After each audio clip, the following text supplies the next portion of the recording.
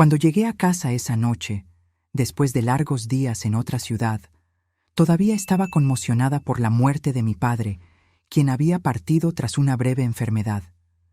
Pero nada podría haberme preparado para lo que me esperaba. Apenas crucé la puerta, oí golpes que venían del sótano, débiles, casi ahogados.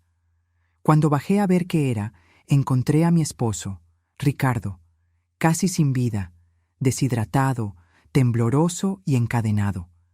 Descubrí que había estado allí, preso durante 2 semanas. Pero lo peor estaba por venir.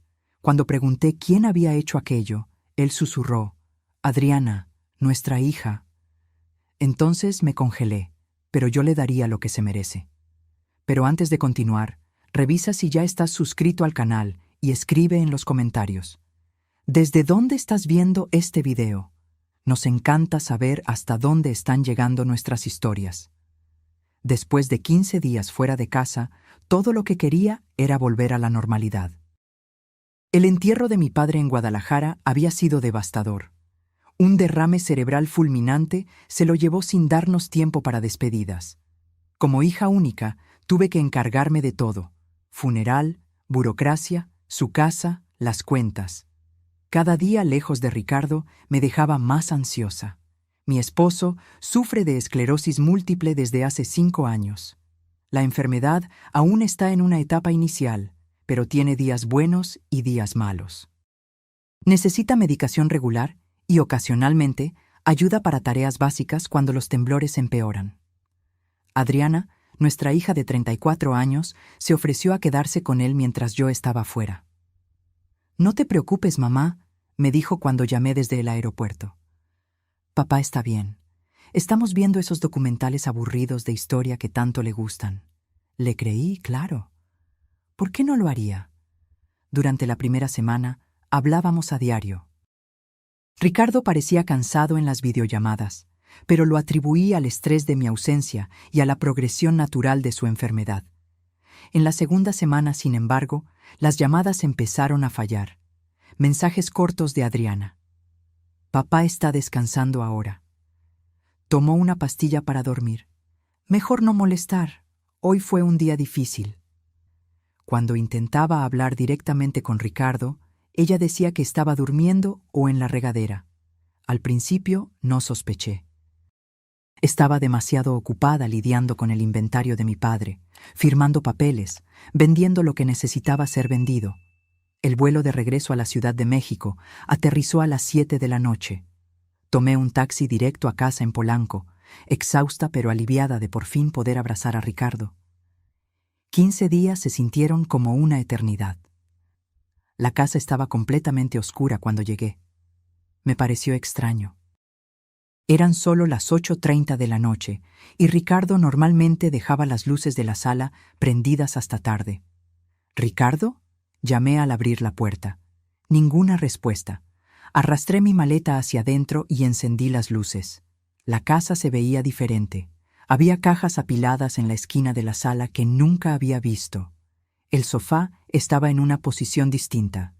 Las medicinas de Ricardo, que normalmente estaban organizadas en la barra de la cocina, no estaban allí. Fue entonces cuando lo oí.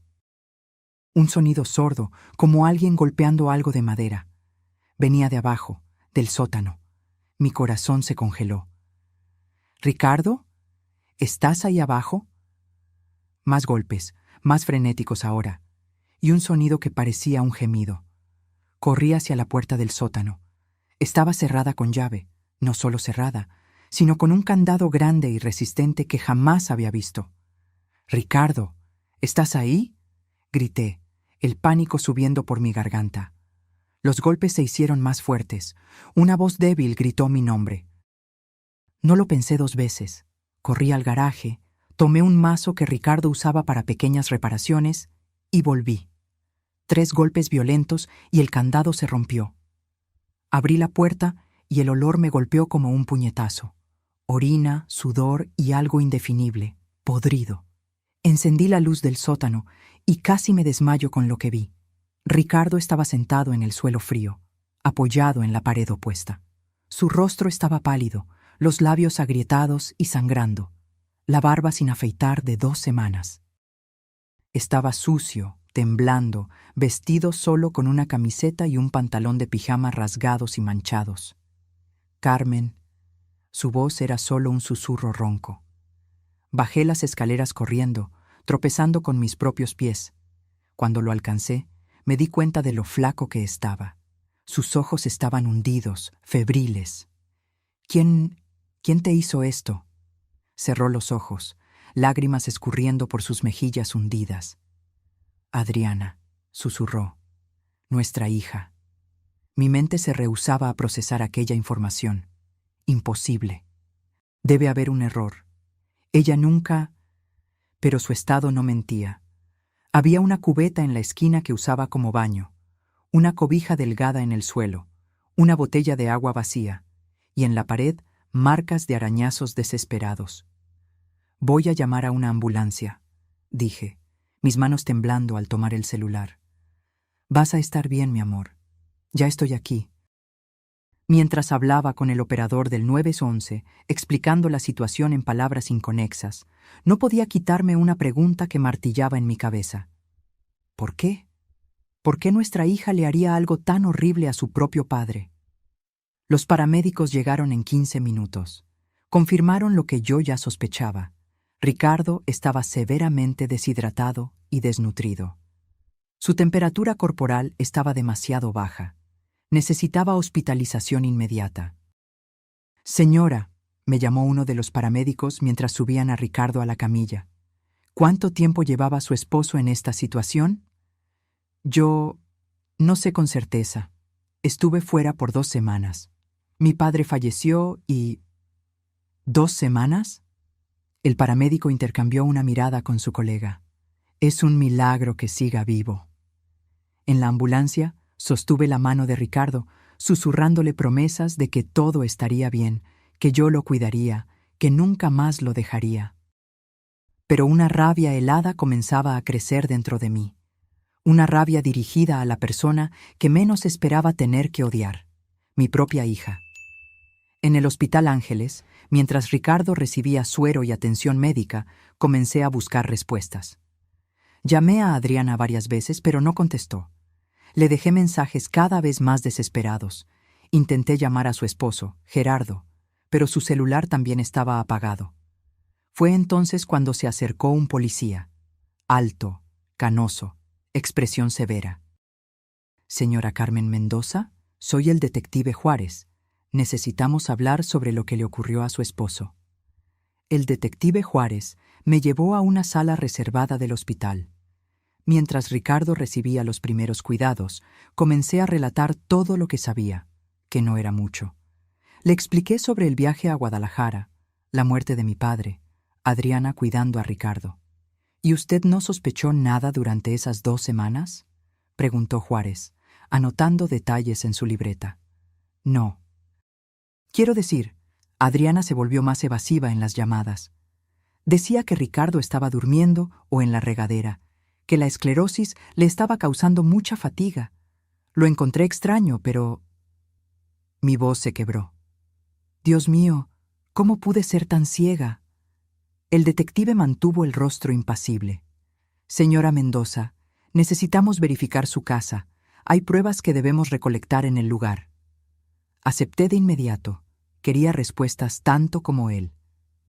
Mientras Ricardo era tratado, volví a casa acompañada por el detective y 2 policías más. La casa fue declarada escena del crimen. Tomaron fotos del sótano, del candado roto, de la cubeta, de la cobija delgada. Documentaron todo. Fue cuando comencé a notar otras cosas extrañas. Las medicinas de Ricardo habían desaparecido por completo. Su celular no estaba por ningún lado. Y en el escritorio de la oficina encontramos la laptop de Adriana, olvidada en su prisa. «Detective», llamé, mirando la pantalla. «Creo que debe ver esto». Él se acercó. La laptop estaba encendida, con varias ventanas abiertas, extractos bancarios, transferencias, documentos digitalizados, una carpeta llamada España. «¿Puedo?», preguntó, señalando la computadora. Asentí. En los siguientes 30 minutos, una historia horripilante comenzó a tomar forma. Adriana había accedido a las cuentas bancarias conjuntas mías y de Ricardo. Había transferido 1.500.000 pesos mexicanos, casi todos nuestros ahorros, a una empresa llamada Inversiones El Dorado. Una búsqueda rápida mostró que esa empresa pertenecía a su esposo, Gerardo. «Eso explica las cajas en la sala», murmuré. Estaban vaciando la casa. El detective abrió un documento digitalizado. Era un poder notarial a nombre de Ricardo, dándole a Adriana plenos poderes para gestionar sus finanzas y propiedades. La firma de Ricardo estaba allí, pero claramente falsificada, demasiado temblorosa, diferente a su patrón. En la carpeta España había correos electrónicos intercambiados con una inmobiliaria en Madrid, confirmando el alquiler de un apartamento por 6 meses, comenzando la próxima semana. También había reservas de boletos de avión a nombre de Adriana y Gerardo, solo de ida. «Iban a huir», dijo el detective, con la voz fría.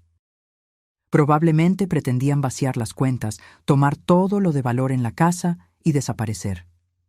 «¿Y Ricardo?», pregunté, mi voz casi desvaneciéndose.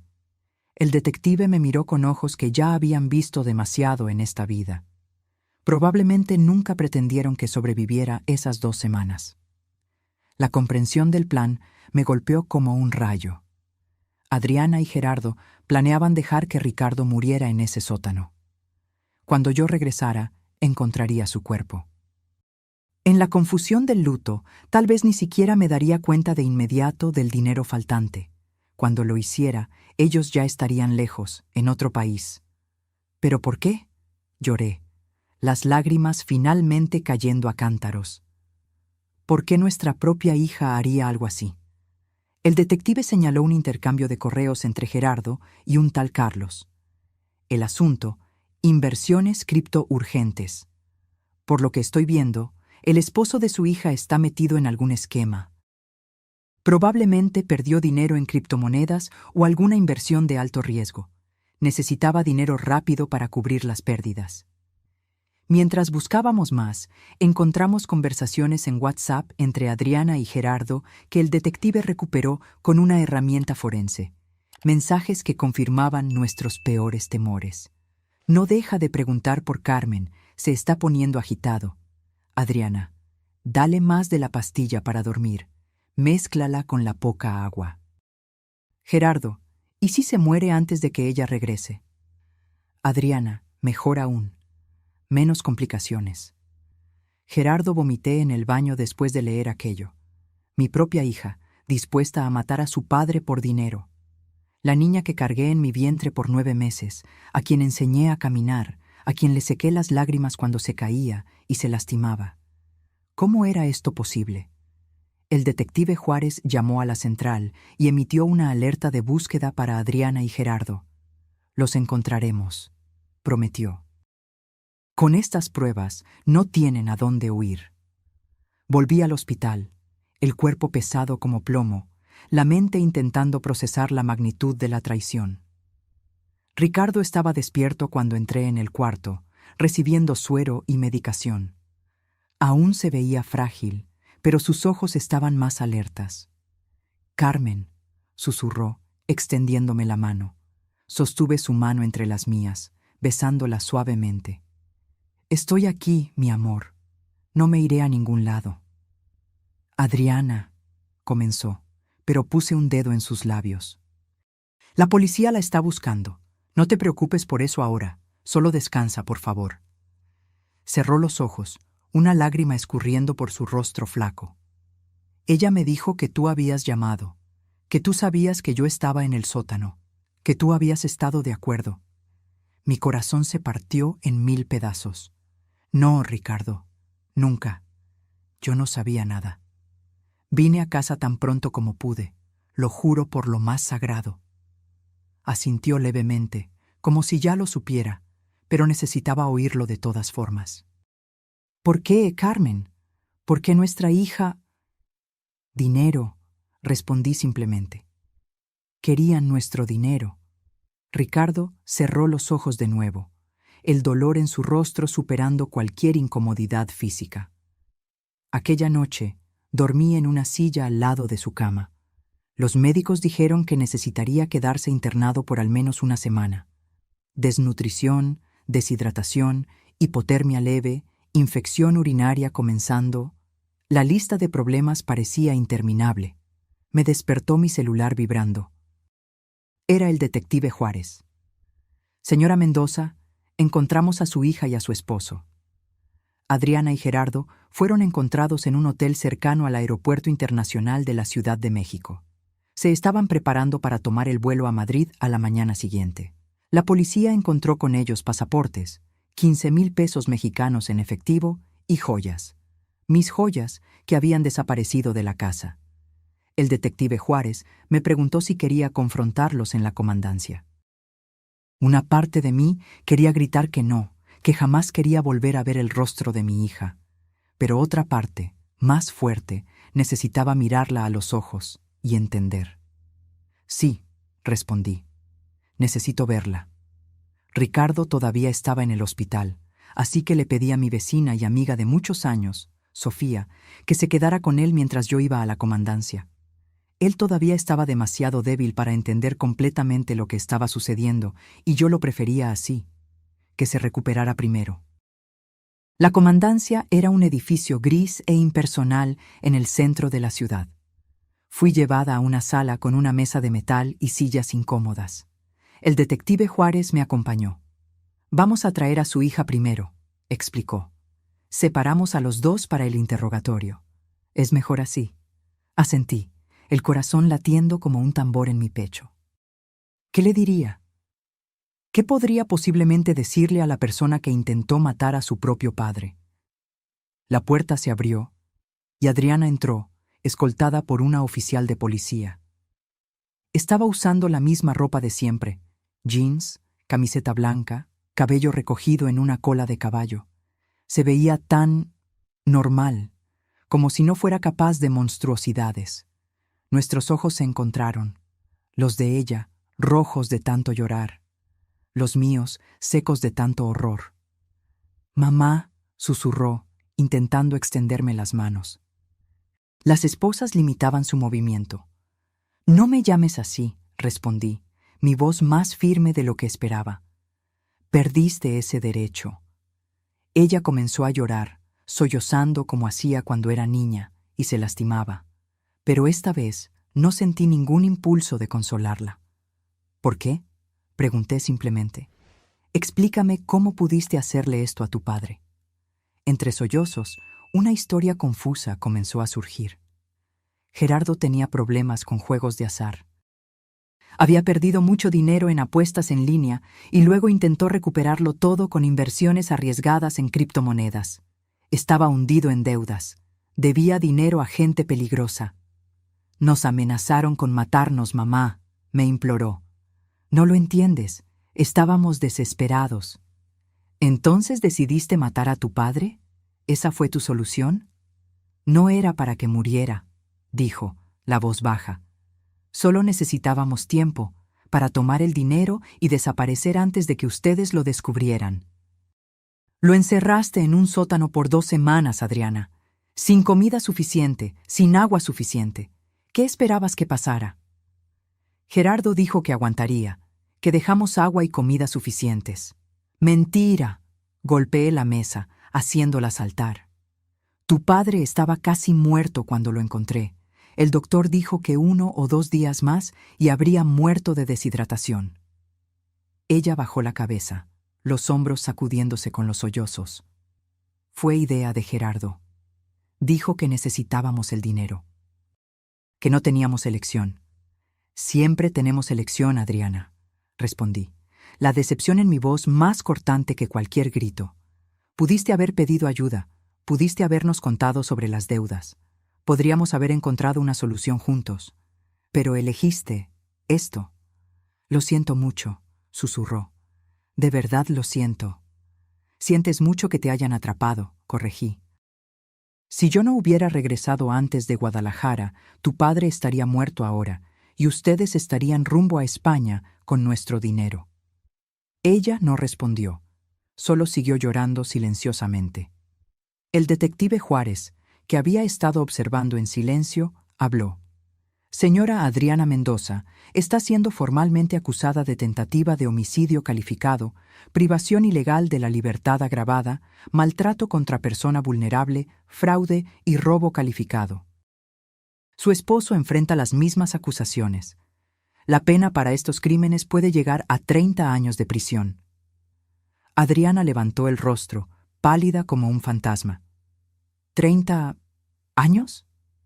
Mínimo, confirmó el detective. El juez tomará en consideración la crueldad del método, la vulnerabilidad de la víctima debido a su enfermedad y la relación de confianza que se rompió. Sentí una calma extraña envolverme.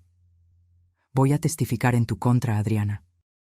Le contaré al juez exactamente cómo encontré a tu padre. Mostraré las fotos que tomé de su estado. Mamá, por favor, me imploró, no hagas esto. Fue un error, un terrible error. No arruines mi vida por un error. Tú intentaste arruinar la vida de tu padre de forma permanente, respondí, levantándome. De hecho, intentaste acabar con su vida. Quien le hace esto a su propio padre es capaz de cualquier cosa. Eres una persona peligrosa, Adriana. La oficial se la llevó, todavía llorando e implorando. No miré hacia atrás. El detective me llevó a otra sala, donde Gerardo estaba siendo interrogado. A diferencia de Adriana, él parecía tranquilo, casi indiferente. «Señora Carmen», me saludó cuando entré, como si estuviéramos en una reunión social. «Eres un monstruo», respondí simplemente. Él se encogió de hombros. «Negocios son negocios, nada personal. Intentar matar a mi esposo es muy personal para mí». Gerardo sonrió, una sonrisa fría que no llegaba a los ojos. Su hija inventó ese plan, ¿sabía? Ella sugirió encerrar a Ricardo en el sótano. Dijo que con la esclerosis múltiple, él no tendría fuerza para escapar. Mi sangre se heló. ¿Era mentira? ¿O Adriana era realmente la mente detrás de todo? Miré al detective, que negó con la cabeza levemente, como diciendo, no le crea. Ustedes dos son igualmente culpables a mis ojos, respondí finalmente. Y van a pagar por esto. Cada día de esas 2 semanas les costará años de sus vidas. Salí de la sala sintiéndome exhausta, como si hubiera envejecido décadas en pocas horas. El detective me acompañó hasta la salida. «Señora Mendoza, encontramos el dinero que transfirieron», me informó. «Está en una cuenta de la empresa de su yerno. Logramos congelar la cuenta a tiempo. Eventualmente, después del proceso, deberían recuperar gran parte». Era un pequeño consuelo, pero mejor que nada. Le agradecí y me dirigí al hospital para quedarme con Ricardo.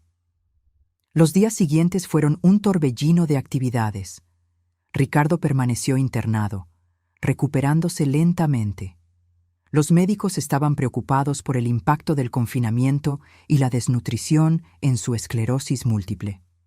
El estrés extremo podría acelerar la progresión de la enfermedad. Mientras tanto, el proceso criminal contra Adriana y Gerardo seguía su curso. Permanecieron en prisión preventiva, considerados peligrosos y con riesgo de fuga. Un abogado se puso en contacto conmigo, ofreciendo sus servicios para representar a Ricardo como víctima en el proceso. Acepté de inmediato. Quería que pagaran por lo que hicieron. La audiencia de control de detención ocurrió 3 días después del arresto. Estuve presente, sentada al fondo de la sala, observando. Adriana parecía haber envejecido años. Sus ojos estaban hundidos, el cabello despeinado. Gerardo, al contrario, mantenía la postura arrogante, como si nada de aquello fuera realmente importante. El juez negó la fianza para ambos. Las pruebas eran demasiado contundentes, el crimen demasiado atroz. Permanecerían presos hasta el juicio. Mientras salía del tribunal, una reportera me abordó con un micrófono. «Señora Mendoza, ¿cómo se siente sabiendo que su propia hija intentó matar a su esposo?» Me detuve, mirando a la cámara por un momento. «¿Cómo cree que me siento?» «Traicionada». destrozada, como si todo el amor y el cuidado que dediqué a mi hija durante 34 años no significaran nada para ella. Pero ¿sabe qué es peor? Ver a mi esposo, un hombre enfermo que solo necesitaba amor y cuidado, mirarme y preguntar por qué su hija quería que muriera. No tengo respuesta para eso. La reportera intentó hacer más preguntas, pero me alejé. No quería más exposición. Cuando volví al hospital, encontré a Ricardo despierto, mirando por la ventana. Se veía mejor físicamente. La hidratación intravenosa y la alimentación balanceada ya hacían efecto. Pero sus ojos estaban vacíos, sin la luz que siempre los caracterizó, incluso después del diagnóstico de la esclerosis. «Hola», dije suavemente, sentándome al lado de su cama. «Hola», respondió, volteándose hacia mí. «¿Adriana? Va a seguir presa, ella y Gerardo. El juez negó la fianza». Asintió levemente, como si ya lo esperara. «¿Cuánto tiempo?» «Aún no sabemos». El abogado dice que, con todas las acusaciones, podrían ser de 20 a 30 años. Ricardo cerró los ojos, una lágrima solitaria escurriendo por su rostro. Nuestra hija, en la cárcel por décadas. ¿Cómo llegamos a este punto, Carmen? Sostuve su mano, apretándola suavemente. No sé, mi amor. Realmente no lo sé. Casi muero ahí abajo, susurró después de un largo silencio. Sabía que iba a morir. Los primeros días gritaba por auxilio, golpeaba la puerta hasta que mis manos sangraron. Después me debilitaba demasiado. El agua se acabó, la comida se acabó. Alucinaba, te veía entrando por la puerta, llamando mi nombre. Tragué el nudo en la garganta. Lamento no haber regresado antes. No es tu culpa, afirmó apretando mi mano. Me salvaste la vida, Carmen. Si hubieras llegado un día después. No pude contener las lágrimas. Abracé a Ricardo cuidadosamente, consciente de su fragilidad. Nunca más dejaré que te pase nada. Nunca más. Los médicos dieron de alta a Ricardo una semana después. Aún estaba débil. Necesitaba recuperar el peso perdido y recuperarse psicológicamente del trauma. Volvimos a casa. La misma casa donde casi muere, pero no teníamos otro lugar a donde ir. La primera noche fue la más difícil. Ricardo se rehusó a entrar al cuarto que compartíamos con Adriana. Improvisé una cama en la oficina, lejos del sótano, lejos de los recuerdos. No pude dormir. La casa parecía embrujada por los fantasmas de lo que había ocurrido.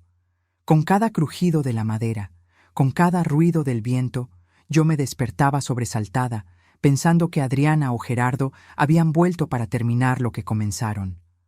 Fue alrededor de las 3 de la mañana que encontré a Ricardo sentado en la sala, en la oscuridad, mirando una foto familiar en la pared. Los tres sonreíamos a la cámara frente a la playa de Cancún. Adriana con unos 15 años. «No puedo entender», dijo sin mirarme. «Repaso cada momento de su crianza, cada lección que intenté enseñarle. ¿En qué fallamos, Carmen? ¿Qué hicimos para merecer esto?» Me senté a su lado, pasando mi brazo por sus hombros. «No hicimos nada para merecerlo, Ricardo. Algunas personas simplemente toman decisiones terribles, incluso personas que amamos». «Pensé que conocía a mi hija», murmuró. Pero durante esos días en el sótano, cuando ella bajaba a dejar un poco de agua o comida, yo no reconocía a la persona que veía. Sus ojos estaban vacíos, como si yo fuera solo un obstáculo a ser removido. El abogado nos visitó al día siguiente. El licenciado Manuel Altamirano, especialista en crímenes contra personas vulnerables. Vino a tomar nuestro testimonio detallado y a explicar el proceso. «Señor Ricardo, señora Carmen», comenzó sentado en nuestra sala, «quiero ser franco con ustedes. Este caso es extremadamente grave. Las pruebas contra Adriana y Gerardo son irrefutables. Además de las acusaciones iniciales, la policía descubrió que planeaban esto desde hace meses». «¿Meses?», repetí incrédula. «Sí. Encontraron búsquedas en la computadora de Adriana sobre cuánto tiempo sobrevive una persona con esclerosis múltiple sin agua y cómo falsificar firmas convincentes. Esto demuestra premeditación de larga data. Ricardo se estremeció a mi lado. Entonces ella planeó matarme por mucho tiempo. Desafortunadamente sí, confirmó el abogado. Y hay más. Descubrieron que Gerardo está involucrado en esquemas de lavado de dinero a través de casas de apuestas en línea. Debía cientos de miles a prestamistas. Probablemente fue el catalizador para el plan. ¿Y nuestro dinero?, pregunté. Como les informó el detective, logramos bloquear la cuenta de su empresa a tiempo. Deberían recuperar cerca del 90% del valor. Pero hay otra cuestión. Dudó. ¿Cuál?, insistió Ricardo. Adriana quiere hacer un trato. Está dispuesta a testificar contra Gerardo, alegando que fue coaccionada y amenazada por él. A cambio, quiere una reducción de pena. Miré a Ricardo, sintiendo la rabia hervir dentro de mí. Ella está mintiendo. Vi los mensajes. Ella participó activamente en el plan. El licenciado Altamirano asintió. Sí, y la fiscalía también lo sabe. Es improbable que acepten el trato en los términos que ella quiere. Pero pensé que debían saberlo. Ricardo permaneció en silencio por un largo momento. Quiero verla, dijo finalmente. Necesito mirarla a los ojos y preguntar, ¿por qué? La visita a la penitenciaría femenil de Santa Marta fue marcada para 2 semanas después.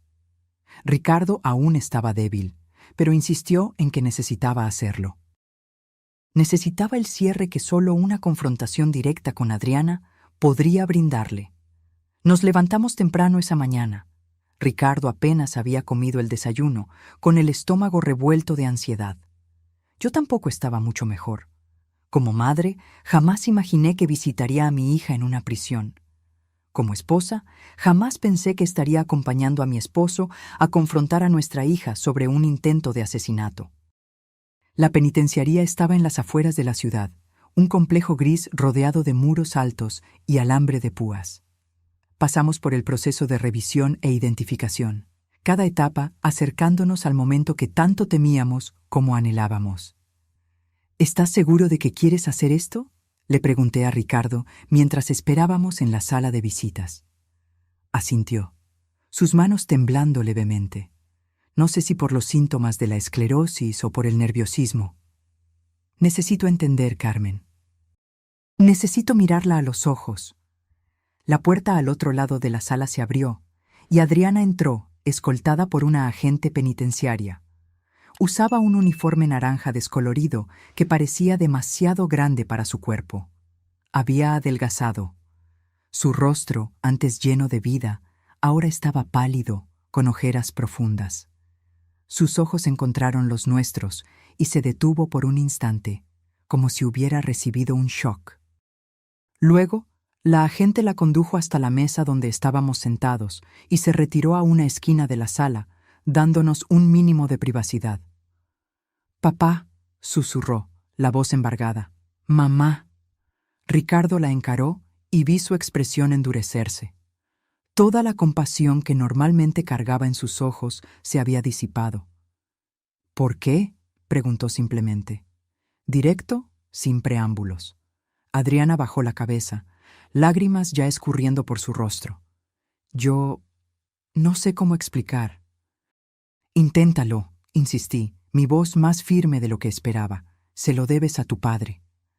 Ella levantó los ojos, pasando el dorso de la mano por el rostro para secar las lágrimas. «Todo fue culpa de Gerardo. Él me manipuló, me presionó». «No», Ricardo la interrumpió. «No quiero oír esa historia. Vi los mensajes, Adriana. No fuiste manipulada, participaste activamente». Ella se mordió el labio, más lágrimas cayendo. «Ustedes no entienden. Él me amenazaba. Decía que si no ayudaba, haría algo peor». «¿Peor que intentar matar a tu propio padre?», pregunté, incrédula. «¿Que encerrarlo en un sótano por 2 semanas, sabiendo que estaba enfermo, sabiendo que necesitaba medicación regular?» «Las deudas», comenzó, pero la detuve con un gesto brusco. «Las deudas se pagan trabajando honestamente. No intentando matar a tus padres para robar sus ahorros, repliqué. Y no me vengas con esa historia de amenazas. Pudiste habernos contado, pudiste haber buscado a la policía. Había 1000 opciones antes de esto. Ricardo se inclinó sobre la mesa, mirando directamente a sus ojos. Quiero que me digas la verdad, Adriana. Una vez en la vida, sé honesta. ¿Por qué? El silencio se extendió entre nosotros, pesado como plomo. Finalmente, Adriana soltó un suspiro tembloroso. El dinero, admitió, la voz casi inaudible. Necesitábamos el dinero. Gerardo debía mucho a gente peligrosa. Apuestas, deudas de juego, inversiones fracasadas. Nos amenazaron con matarlo. Matarnos a los dos. ¿Y tu solución fue intentar matarme? La voz de Ricardo estaba tranquila, lo que la hacía aún más aterradora. No era para que murieras, insistió, mirándonos a ambos. Juro que no. Era solo para que estuvieras, fuera del camino por un tiempo, hasta que consiguiéramos el dinero y saliéramos del país. Adriana, dije pausadamente, controlando la rabia que hervía dentro de mí. Tu padre estuvo encerrado en ese sótano por casi 2 semanas. Sin comida suficiente, sin agua suficiente, sin sus medicinas para la esclerosis.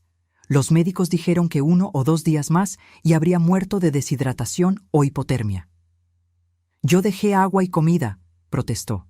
Al principio yo bajaba todos los días. ¿Y después? Preguntó Ricardo. Ella bajó la mirada. Gerardo dijo que era demasiado arriesgado bajar todos los días, que alguien podría ver, desconfiar. Entonces, pasé a ir solo de vez en cuando. Cuando me encontraron, Ricardo dijo lentamente, no había comido en 3 días, no había bebido agua en casi 2. Estaba delirando, sabía que iba a morir ahí. Adriana sollozó, escondiendo el rostro entre las manos. Perdónenme, por favor, perdónenme. Yo no quería que esto sucediera así. ¿Cómo querías que sucediera entonces? Pregunté, incapaz de contener el sarcasmo. ¿Que tu padre muriera silenciosamente mientras tú huías con nuestro dinero a España? ¿Que yo enterrara a mi esposo sin jamás saber que fue mi propia hija quien lo mató? No, gritó, levantando su rostro rojo y mojado de lágrimas. No era para que muriera, era solo para quedarnos con el dinero e irnos. Ricardo golpeó la mesa con la mano, haciéndola saltar. ¿Y qué crees que me pasaría en ese sótano, Adriana? ¿Cómo esperabas que yo sobreviviera? ¿O simplemente no te importaba? Ella no respondió, solo siguió llorando. El abogado nos contó sobre tu propuesta de trato, continué. ¿Quieres reducción de pena a cambio de testificar contra Gerardo? Ella asintió, secándose el rostro con la manga del uniforme. Él me manipuló, mamá. Me presionó. Yo tenía miedo. Mentira, dijo Ricardo, la voz baja pero firme. Los mensajes de texto prueban lo contrario. Estuviste tan involucrada como él, quizás incluso más. Por favor, imploró, no dejen que me pudra en la cárcel. Soy su hija, su única hija. Miré a Ricardo, viendo el dolor en sus ojos.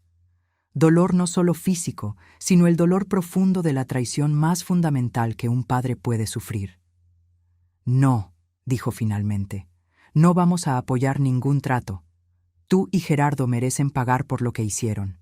Cada minuto de esas 2 semanas en el sótano, Adriana, cada minuto te costará años de tu vida. ¡Papá!, exclamó desesperada. No puedes estar hablando en serio. Soy tu hija.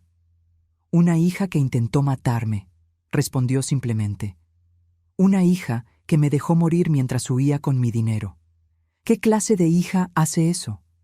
Adriana me miró, los ojos suplicantes. Mamá, por favor, habla con él. No puedes dejar que esto suceda. Respiré hondo, sintiendo el peso de cada palabra. Ya no eres mi hija, Adriana. En el momento en que decidiste encerrar a tu padre en ese sótano, rompiste cualquier lazo que nos unía. Ella se desplomó sobre la mesa, sollozando incontrolablemente.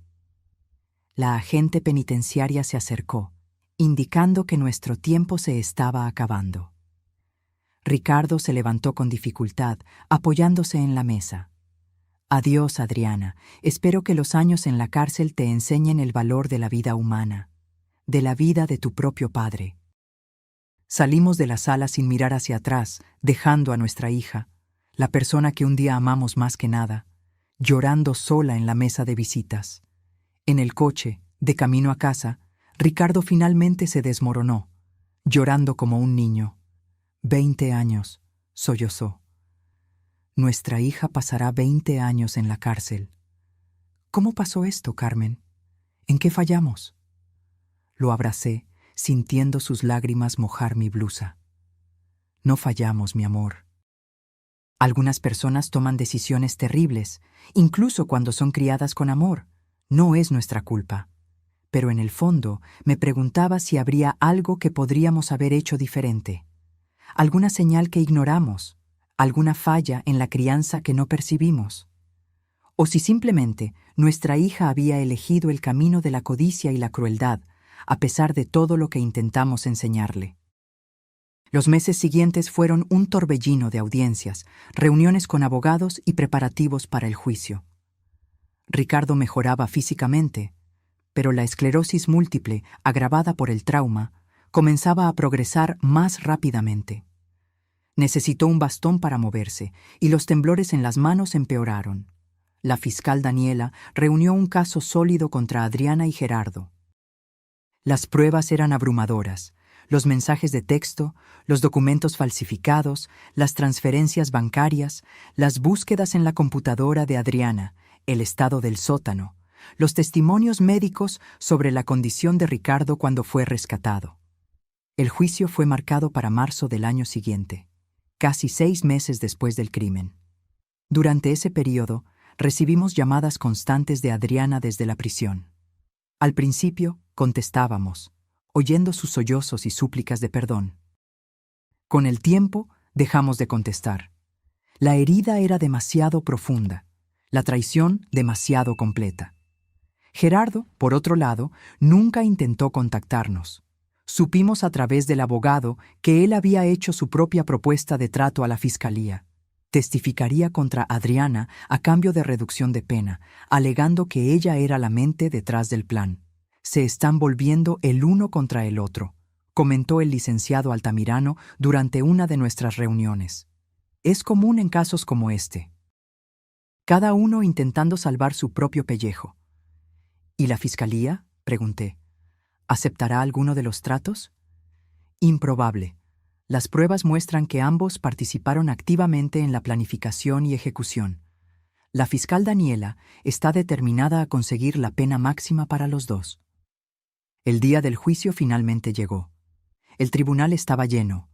El caso había generado interés nacional.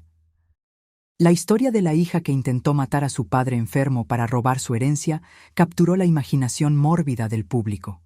Nos sentamos en la primera fila, detrás de la mesa de la fiscalía. Ricardo estaba pálido, las manos temblando más de lo normal. Tomó un calmante antes de salir de casa, pero aún así, la ansiedad era palpable. Adriana y Gerardo fueron traídos por separado. Ya no estaban juntos. El abogado nos informó que Gerardo había solicitado el divorcio mientras estaban presos. Cada uno con su abogado se sentaron en lados opuestos de la sala, evitando mirarse el uno al otro. La jueza Jimena Sandoval, una mujer de mediana edad con expresión severa, abrió la sesión. La fiscal Daniela hizo su declaración inicial, detallando el crimen en términos claros e impactantes. Señora jueza, este caso representa una de las formas más atroces de traición familiar. Los acusados no solo planearon robar los ahorros de toda una vida del matrimonio Mendoza, sino que deliberadamente encerraron al señor Ricardo, quien sufre de esclerosis múltiple, en un sótano oscuro e insalubre por casi 2 semanas, con la intención de que no sobreviviera hasta el regreso de su esposa.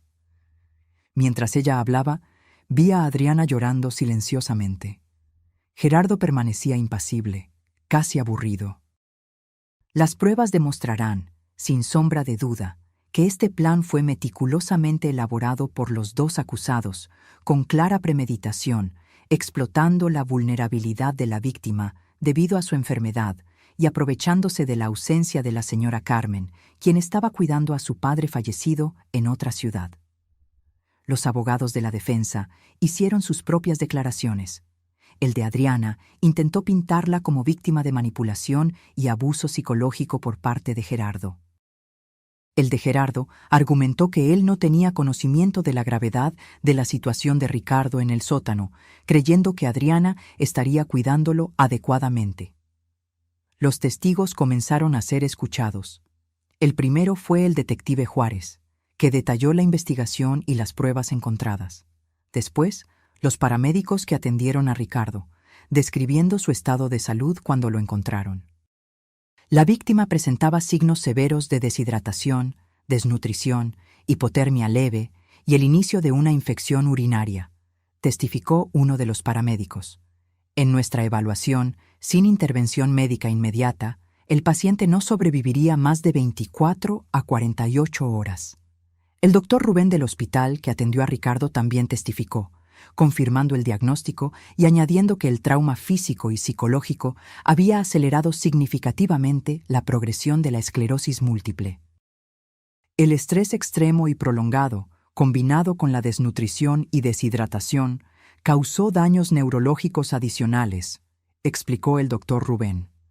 El señor Ricardo probablemente tendrá una progresión más rápida de la enfermedad como resultado directo de lo que sufrió. Cada testimonio parecía hundir más a Adriana y Gerardo. Las evidencias eran irrefutables, detallando no solo el crimen, sino la crueldad y la indiferencia con que fue ejecutado. En el segundo día fue mi turno de testificar. Subí al estrado con el corazón pesado, consciente de que mi testimonio ayudaría a condenar a mi propia hija. Señora Mendoza, comenzó la fiscal Daniela, por favor, describa al tribunal lo que encontró cuando regresó a casa después de su viaje a Guadalajara. Con voz firme, relaté cada detalle de aquella noche terrible. Cómo la casa estaba oscura, cómo oí los sonidos débiles que venían del sótano, cómo encontré el candado en la puerta, cómo rompí la cerradura y encontré a Ricardo, casi muerto, en el suelo frío. Estaba irreconocible, dije, las lágrimas finalmente venciendo mi determinación de permanecer fuerte. Flaco, sucio, deshidratado.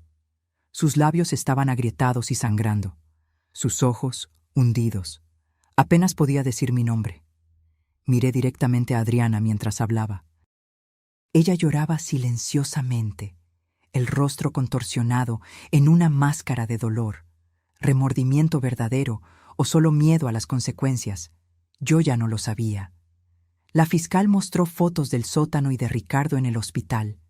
Las imágenes eran impactantes, provocando murmullos en la sala del tribunal. ¿Y qué descubrió sobre la participación de su hija?, continuó la fiscal.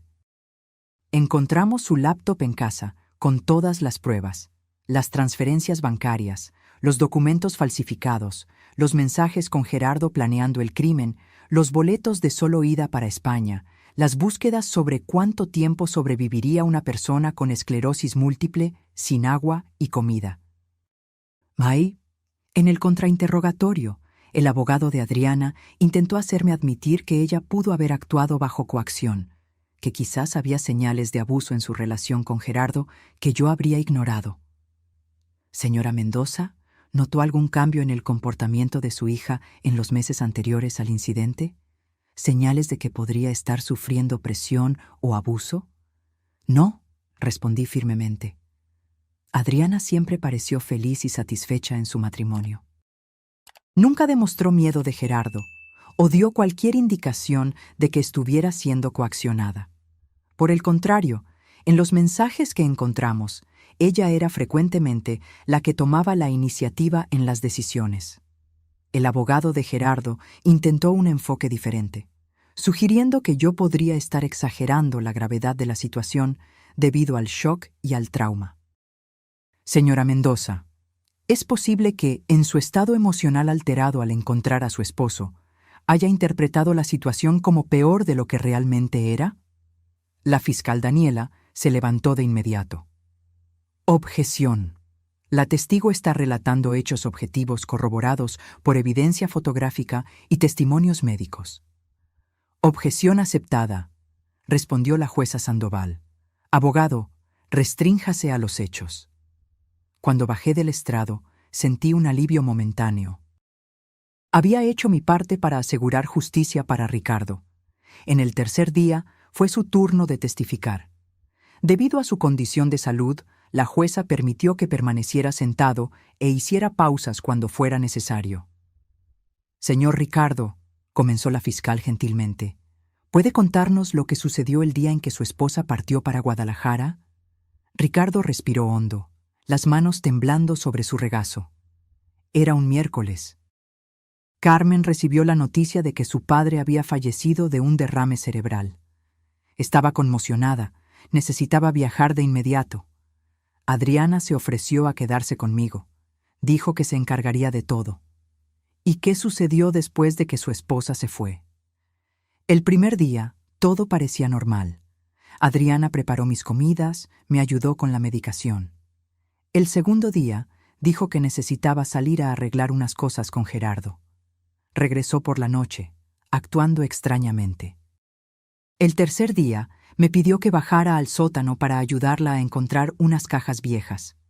Ricardo hizo una pausa, visiblemente perturbado por los recuerdos. La jueza ofreció agua, que él aceptó con gratitud. Cuando llegamos abajo, Gerardo apareció de repente. Antes de que yo pudiera entender lo que estaba pasando, salieron rápidamente y cerraron la puerta. Oí el sonido del candado. Al principio, pensé que era algún tipo de broma de mal gusto. Grité, pedí que me dejaran salir. Nadie respondió. Lágrimas corrían por el rostro de Adriana. Gerardo mantenía los ojos fijos en el suelo. Adriana regresó unas horas después. Me pidió que me estuviera quieto.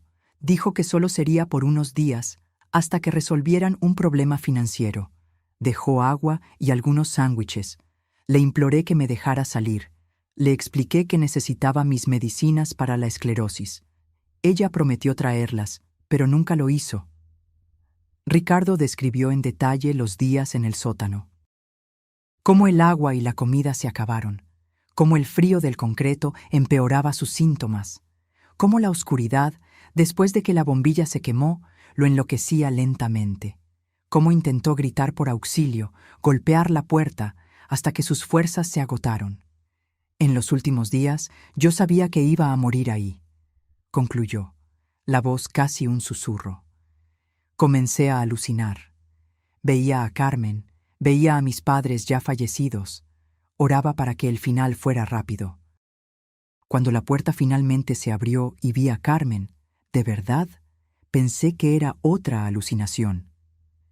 El tribunal entero estaba en silencio, muchos espectadores e incluso algunos jurados llorando abiertamente. En el contrainterrogatorio, los abogados de la defensa intentaron suavizar el impacto de su testimonio, pero sin éxito. La historia de Ricardo era clara, coherente y devastadora. En el cuarto día del juicio, tanto Adriana como Gerardo subieron al estrado, cada uno intentando minimizar su papel y maximizar el del otro. Adriana, llorando constantemente, alegó que había sido manipulada y amenazada por Gerardo, que temía por su vida si no cooperaba. Dijo que si yo no ayudaba, él haría algo peor con mi padre, que personas peligrosas con las que estaba involucrado podrían lastimar a toda la familia. Gerardo, por su parte, mantuvo una postura fría y calculadora, pintando a Adriana como la mente detrás de todo. Fue idea de ella encerrar al padre en el sótano. Dijo que con la esclerosis múltiple, él no tendría fuerza para escapar, que era la manera más fácil de mantenerlo fuera del camino mientras conseguíamos el dinero. Los testigos finales fueron los especialistas financieros que rastrearon el dinero. Explicaron cómo Adriana y Gerardo habían transferido los ahorros de nuestra cuenta a la empresa fachada de Gerardo, cómo habían intentado disfrazar el robo a través de una serie de transacciones complejas y cómo planeaban llevar el dinero a España, donde tenían cuentas bancarias ya preparadas. Después de 6 días de juicio, toda la evidencia presentada, todos los testigos escuchados, llegó el momento de los alegatos finales. La fiscal Daniela fue impecable. Señoras y señores del jurado, los hechos de este caso son claros e incontestables. Adriana Mendoza y Gerardo Santos planearon meticulosamente robar los ahorros del matrimonio Mendoza, falsificaron documentos, encerraron a un hombre enfermo en un sótano oscuro e insalubre por casi 2 semanas y pretendían huir del país, dejándolo morir. Este no fue un crimen de impulso o desesperación. Fue un acto calculado de crueldad y codicia, perpetrado contra un hombre vulnerable por su propia hija, la persona que debería protegerlo y amarlo. Los abogados de la defensa hicieron lo mejor que pudieron con el caso imposible que tenían. Apelaron a las emociones, a las circunstancias atenuantes, a la ausencia de antecedentes penales. El jurado se retiró a deliberar al final del 6º día. No tardó mucho. A la mañana siguiente volvieron con el veredicto. En el caso del Estado contra Adriana Mendoza y Gerardo Santos, anunció el jurado presidente, nosotros, el jurado, encontramos a los acusados culpables de todos los cargos. Adriana se desplomó sobre la mesa de la defensa, sollozando incontrolablemente. Gerardo permaneció impasible. Solo un ligero temblor en la mandíbula delataba alguna emoción. La sentencia sería determinada la semana siguiente. Salimos del tribunal exhaustos, pero con un sentimiento de justicia parcialmente restaurada. Nada traería de vuelta las semanas de tormento de Ricardo, ni borraría el trauma de la traición, pero al menos los responsables enfrentarían las consecuencias. En la audiencia de sentencia, fuimos invitados a presentar declaraciones de impacto de la víctima. Ricardo, aún afectado por el desgaste del juicio, me pidió que leyera la suya. Su señoría, leí con voz firme, aunque mi corazón estaba roto. Hay algunas cosas que un padre nunca espera vivir. Enterrar a un hijo es una de ellas. Testificar contra un hijo es otra. Sobrevivir a un intento de homicidio a manos de la propia hija es algo que ni siquiera mis pesadillas más sombrías podrían haber predicho. El tribunal estaba en completo silencio mientras yo continuaba. La esclerosis múltiple ya me había robado parte de mi independencia. Lo que Adriana y Gerardo me hicieron me robó algo mucho más precioso: mi confianza en la humanidad, mi fe en la bondad inherente de las personas, mi certeza de que el amor familiar es incondicional. Cada día en el sótano, cada hora en la oscuridad, cada minuto sintiendo mi cuerpo fallar mientras la sed y el hambre me consumían, venía acompañado por el conocimiento de que mi propia hija me había puesto allí. Miré a Adriana mientras leía las palabras de Ricardo. Ella lloraba silenciosamente, el rostro enterrado en las manos. Los médicos me dicen que el trauma aceleró la progresión de mi enfermedad, que probablemente perderé la capacidad de caminar independientemente años antes de lo que se esperaría, que los daños neurológicos son permanentes. Pero la verdadera cadena perpetua no es la que su señoría impondrá hoy a mi hija y a su esposo. Es la que ellos me impusieron: vivir con la conciencia de que crié a alguien capaz de tal crueldad. Este es un dolor que ninguna medicina puede aliviar, ninguna terapia puede curar. Terminé la declaración y volví a mi lugar al lado de Ricardo, que lloraba silenciosamente. Sostuve su mano, sintiendo sus dedos temblar entre los míos. La jueza Sandoval escuchó entonces las declaraciones de los acusados. Adriana imploró clemencia, alegando arrepentimiento profundo. Gerardo, sorprendentemente, admitió culpa total, contradiciendo su postura durante todo el juicio. «Me perdí en la codicia», dijo él, la voz quebrándose por primera vez. «Arrastré a Adriana conmigo.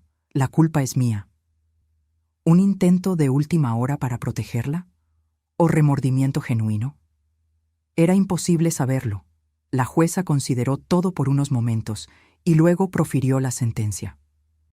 Adriana Mendoza, Gerardo Santos, han sido encontrados culpables de tentativa de homicidio calificado, privación ilegal de la libertad con agravante de víctima vulnerable, fraude calificado, falsificación de documentos y asociación delictuosa. Estos crímenes, por sí solos, ya serían graves, pero la naturaleza de su relación con la víctima los vuelve particularmente atroces. Ella miró directamente a Adriana. Señorita Mendoza, al traicionar la confianza fundamental entre padre e hija, usted violó no solo la ley, sino los principios básicos de la humanidad. Su padre, una persona vulnerable debido a su condición de salud, confiaba en que usted lo protegería. En su lugar, usted lo sometió a un sufrimiento cruel e innecesario por ganancia financiera. Volviéndose hacia Gerardo, continuó: Señor Santos, su codicia e indiferencia por la vida humana son igualmente perturbadoras. Aunque no tenía la misma obligación filial para con la víctima, usted participó activamente en un plan que pudo, y casi, resultó en la muerte de un hombre enfermo e indefenso. La jueza respiró hondo antes de anunciar: Considerando la gravedad de los crímenes, la evidente premeditación, la vulnerabilidad de la víctima y la naturaleza de la relación familiar, este tribunal sentencia a Adriana Mendoza a 25 años de reclusión en régimen de prisión. Gerardo Santos es sentenciado a 28 años de reclusión en régimen de prisión, con el agravante de ser el principal beneficiario financiero del esquema criminal. Adriana soltó un grito ahogado. 25 años. Estaría cerca de los 60 años cuando saliera de la cárcel. Además de las penas de reclusión, continuó la jueza, los acusados son condenados a pagar indemnización por daños morales y materiales por el monto de 500,000 pesos mexicanos al señor Ricardo Mendoza, además de la restitución integral de los valores sustraídos. El martillo golpeó, cerrando formalmente el caso. Los oficiales se acercaron para conducir a Adriana y Gerardo de vuelta a la prisión. ¡Papá! ¡Mamá!, gritó Adriana, desesperada, mientras era llevada. ¡Por favor! ¡No me dejen pasar 25 años allá adentro! ¡Por favor! Ricardo no miró hacia atrás. Con dificultad, apoyándose pesadamente en su bastón, se levantó y caminó hacia la salida. Lo seguí de cerca, dándole apoyo físico y emocional. Afuera del tribunal, una multitud de reporteros nos esperaba. Cámaras, micrófonos, preguntas disparadas de todas las direcciones.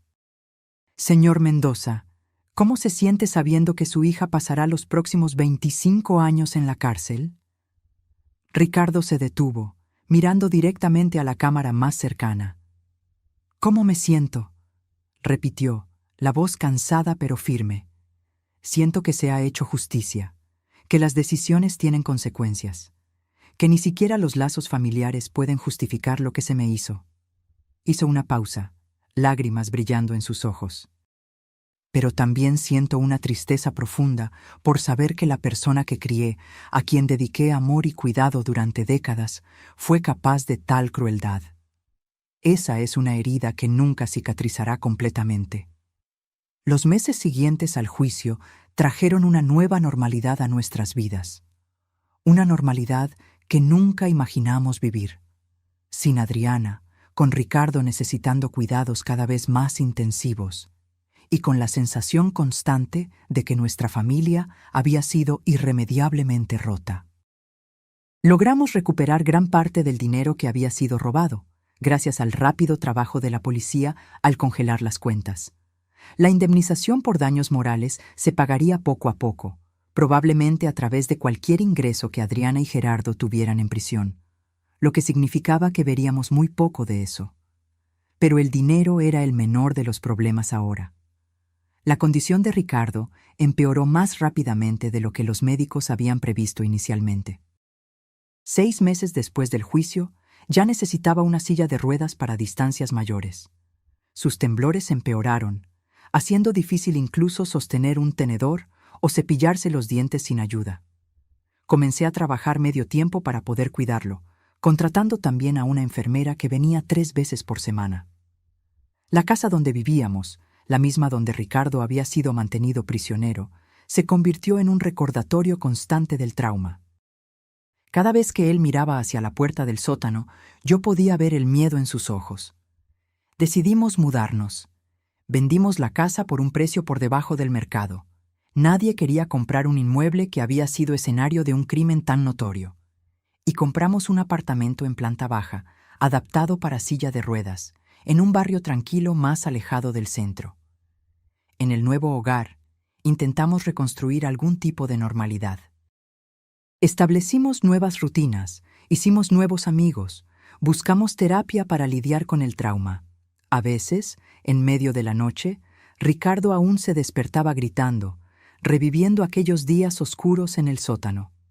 Yo lo abrazaba hasta que los temblores pasaban, hasta que su respiración volvía a la normalidad, susurrándole al oído que estaba seguro, que yo nunca más lo dejaría. Las cartas comenzaron a llegar cerca de un año después del juicio. Cartas de Adriana, de la Penitenciaría Femenil de Santa Marta. Al principio, las tiré a la basura sin abrirlas. No quería leer sus disculpas, sus justificaciones, su arrepentimiento tardío. Ricardo tampoco quiso saber de ellas. Hasta que un día, casi 2 años después de lo ocurrido, llegó una carta diferente. No era de Adriana, sino sobre ella, de la directora de la penitenciaría. Estimado señor y señora Mendoza, les escribo para informarles que su hija, Adriana Mendoza, ha sido diagnosticada con cáncer de ovario en etapa avanzada. El diagnóstico fue confirmado después de que presentara síntomas severos en las últimas semanas. Los médicos estiman que le quedan entre 6 meses y 1 año de vida. Adriana ha solicitado permiso para verlos. Entiendo la complejidad de la situación y el trauma que su familia experimentó. Respeto totalmente si desean mantener la distancia. No obstante, como directora de esta institución por más de 20 años, he presenciado situaciones similares y sé que, a veces, un último encuentro puede traer algún tipo de cierre para todas las partes involucradas. Si desean más información o discutir esta posibilidad, por favor, pónganse en contacto con nuestro departamento social. Atentamente, doctora Marcia Oliveira, directora de la Penitenciaría Femenil de Santa Marta. Leí la carta a Ricardo esa noche, después de la cena. Él se quedó en silencio por un largo tiempo, mirando hacia el horizonte a través de la ventana de nuestra sala. «Cáncer», murmuró finalmente. «Tiene 23 años de condena por delante y ahora tal vez no viva ni uno más». «¿Qué quieres hacer?», pregunté suavemente. Él giró la silla de ruedas para mirarme, sus ojos reflejando una mezcla compleja de emociones: rabia, tristeza, confusión y, sorprendentemente, algo que parecía compasión. «No sé, Carmen. Una parte de mí dice que es solo justicia poética, que merece sufrir como me hizo sufrir. Otra parte...» Su voz falló. «Otra parte recuerda a la niñita de 5 años que sostenía mi mano en el parque, que decía que yo era su superhéroe». Me arrodillé al lado de su silla, sosteniendo sus manos temblorosas. «Cualquiera que sea tu decisión, estaré a tu lado». Pasamos semanas discutiendo, reflexionando. Ricardo habló largamente con su terapeuta sobre el asunto. Leí más cartas de Adriana, que ahora mencionaban su enfermedad, su miedo, su deseo de ver a sus padres una última vez. Al final, la decisión fue de Ricardo. En una mañana lluviosa de abril, casi 3 años después del crimen, condujimos hasta la penitenciaría. El procedimiento para entrar ya era familiar: identificación, revisión, escolta hasta la sala de visitas. Pero esta vez, la persona que esperábamos ver era casi irreconocible. Adriana estaba flaca, muy flaca. Su cabello, antes largo y brillante, estaba corto y ralo, evidencia de la quimioterapia. Su piel tenía un tono amarillento, los ojos hundidos en ojeras profundas. Parecía haber envejecido décadas en solo 3 años. «Papá», susurró cuando Ricardo entró en su silla de ruedas. «Mamá». Nos sentamos en lados opuestos de la mesa, un silencio pesado entre nosotros. «¿Qué se le dice a la hija que intentó matarte, que ahora está muriendo?» «Gracias por venir», comenzó, la voz débil. Sé que no lo merezco. Ricardo la estudió por un largo momento. ¿Por qué pediste vernos, Adriana? Ella respiró hondo, una respiración que parecía causarle dolor. Porque estoy muriendo. Y no quiero morir cargando todo este peso sin al menos intentar explicar, sin al menos decir personalmente cuánto me arrepiento. El arrepentimiento no cambia lo que pasó, respondí, más duramente de lo que pretendía. Lo sé. Ella asintió, lágrimas silenciosas escurriendo por su rostro demacrado. Nada de lo que diga o haga puede cambiar lo que hice. No estoy pidiendo perdón. Solo comprensión, tal vez. Ricardo se inclinó ligeramente hacia adelante. Entonces explícanos, Adriana. Ayúdanos a entender cómo nuestra hija se convirtió en alguien capaz de hacer lo que hiciste. Ella se secó las lágrimas con la manga del uniforme penitenciario, ahora demasiado ancho para su cuerpo que se consumía. Comenzó con pequeñas mentiras, dijo. Gerardo perdiendo dinero en apuestas. Yo encubriéndolo, escondiéndoles la verdad a ustedes. Luego, las deudas crecieron. Él comenzó a involucrarse con gente peligrosa. Traficantes, prestamistas. Hizo una pausa, su respiración difícil. Un día lo encontré buscando países sin tratados de extradición. Me aterroricé. Él dijo que necesitábamos dinero, mucho dinero, rápido. Sugirió robar un banco, secuestrar a alguien para pedir rescate. Ideas locas, desesperadas. Miró directamente a Ricardo, sus ojos rojos fijos en los de él. Fue entonces cuando pensé en ustedes, en el dinero de los ahorros, en la casa liquidada. Era una cantidad que podría resolver los problemas de Gerardo. Comencé a imaginar cómo conseguir acceso. La idea del sótano surgió cuando supe que mamá tendría que viajar para cuidar al abuelo. Bajó la cabeza, avergonzada. Al principio era solo para que estuvieras fuera del camino por unos días, papá, para que tuviéramos tiempo de transferir el dinero y salir del país. No era para que sufrieras tanto, no era para que te quedaras sin agua, sin comida. Pero sucedió, dijo Ricardo suavemente. Me dejaste ahí, sabiendo que yo podría morir. Sí. Su voz era solo un susurro. Cuando me di cuenta de cuánto estabas sufriendo, ya era demasiado tarde. No podíamos simplemente liberarte. Nos denunciarías. Entonces, continué, cada día se hacía más fácil ignorar tus súplicas, ignorar lo que estábamos haciendo. ¿Cómo puede una hija hacerle eso a su propio padre?, pregunté, la incomprensión aún atormentándome después de tantos años. Adriana levantó los ojos, rojos de lágrimas. No tengo una respuesta que tenga sentido, mamá. Creo que eso es lo que más me asusta. ¿Cómo pude transformarme en ese monstruo? ¿Cómo pude justificar aquellas acciones? Es como si, por algún tiempo, me hubiera convertido en otra persona. Alguien que no reconozco. Ricardo se quedó en silencio por un largo tiempo, solo observando a su hija. Luego, para mi sorpresa, extendió su mano temblorosa sobre la mesa. Adriana la miró, choqueada, antes de colocar hesitantemente su propia mano, fría y flaca, sobre la de él. Tengo una pregunta, dijo, y quiero que me la respondas con total honestidad. Ella asintió, nerviosa. Si pudieras volver en el tiempo, ¿aún harías lo mismo? La pregunta flotó en el aire por varios segundos. Adriana cerró los ojos, lágrimas corriendo libremente. No, respondió con convicción. Preferiría haber muerto a manos de esos acreedores que hacer lo que les hice a ustedes, a los dos. Ricardo apretó ligeramente su mano. Te creo. No eran palabras de perdón, no exactamente, pero había en ellas un reconocimiento de la humanidad que le quedaba a Adriana, a pesar de todo. Hablamos por 1 hora más. Sobre su vida en prisión, sobre su tratamiento para el cáncer, limitado, dadas las circunstancias, sobre Gerardo, quien había sido transferido a otra penitenciaría después de un conflicto con otros internos.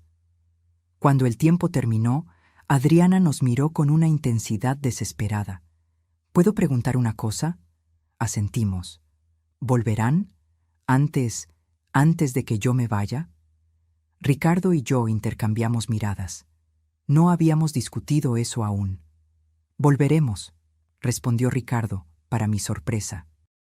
No prometemos perdón, Adriana, pero no te dejaremos pasar por esto sola. Ella sollozó, cubriendo su rostro con las manos. Gracias. No lo merezco, pero gracias. A la salida de la penitenciaría, sentados en el coche, le pregunté a Ricardo por qué había prometido volver. Porque, respondió lentamente, a pesar de todo, ella sigue siendo nuestra hija, y porque cargo suficiente rabia y rencor para una vida. No quiero cargar también el peso de haberla abandonado en sus últimos momentos. Adriana falleció 8 meses después. Estuvimos con ella en sus últimos días, llevándole fotografías antiguas, contándole historias de su infancia, trayendo un poco de consuelo a sus momentos finales. No la perdonamos completamente. Algunas heridas son demasiado profundas para sanar totalmente. Pero encontramos una forma de paz, una aceptación de lo que había sucedido y una manera de seguir adelante. El funeral fue pequeño. Solo nosotros dos y algunos funcionarios de la penitenciaría que le habían tomado afecto durante su tiempo allí. Gerardo no asistió, aunque había recibido autorización. Ricardo, ahora casi completamente dependiente de la silla de ruedas, arrojó un puñado de tierra sobre el ataúd. «Adiós, hija», susurró, «que encuentres la paz que no pudiste encontrar aquí». Hoy, 5 años después de aquellas terribles 2 semanas en el sótano, todavía estamos reconstruyendo nuestras vidas. La esclerosis múltiple de Ricardo ha progresado significativamente. Necesita ayuda para casi todo ahora, desde vestirse hasta alimentarse. Contratamos cuidadores que nos asisten y adaptamos completamente nuestra rutina. En los días malos, cuando el dolor y la fatiga son intensos, a veces murmura que tal vez habría sido más fácil si hubiera muerto en ese sótano. En esos momentos, sostengo su mano y le recuerdo todo lo que hemos vivido juntos desde entonces. Los pequeños placeres que aún podemos disfrutar. El amanecer que observamos desde el balcón. Los libros que le leo todas las noches. El amor que, a pesar de todo, aún nos sostiene. La traición de Adriana nos enseñó dolorosamente que las personas que más amamos pueden ser capaces de las peores crueldades. Pero también nos enseñó sobre la resiliencia, sobre la capacidad humana de sobrevivir a lo impensable. A veces, cuando miro antiguas fotografías familiares, siento una punzada de nostalgia por la vida que teníamos antes, por la inocencia perdida, por la confianza que nunca recuperaremos completamente. Pero luego, miro a Ricardo, a su fuerza silenciosa ante todo lo que enfrentó, y siento una nueva forma de amor crecer, más sabio, más cauteloso, quizás, pero también más profundo. Nuestra historia no termina con un final feliz de cuento de hadas. Termina con la cruda realidad de vidas para siempre alteradas por decisiones terribles. Pero también termina con la determinación de encontrar significado incluso en las peores circunstancias, de nunca permitir que la crueldad de otros defina quiénes somos, de amar, a pesar de todo, porque al final es solo eso lo que realmente importa. Hoy, cuando los amigos preguntan cómo logramos seguir adelante después de todo lo que pasamos, digo simplemente que aprendimos la diferencia entre justicia y venganza. Justicia fue ver a Adriana y Gerardo enfrentar las consecuencias de sus actos. Venganza habría sido permitir que el odio por ellos consumiera el resto de nuestras vidas. Elegimos la vida. Imperfecta, dolorosa a veces, pero nuestra. Y en esa elección encontramos nuestra propia forma de liberación. Ahora, si te gustó esta historia, haz clic en suscribirse y dime en los comentarios ¿qué parte te dejó con la boca abierta?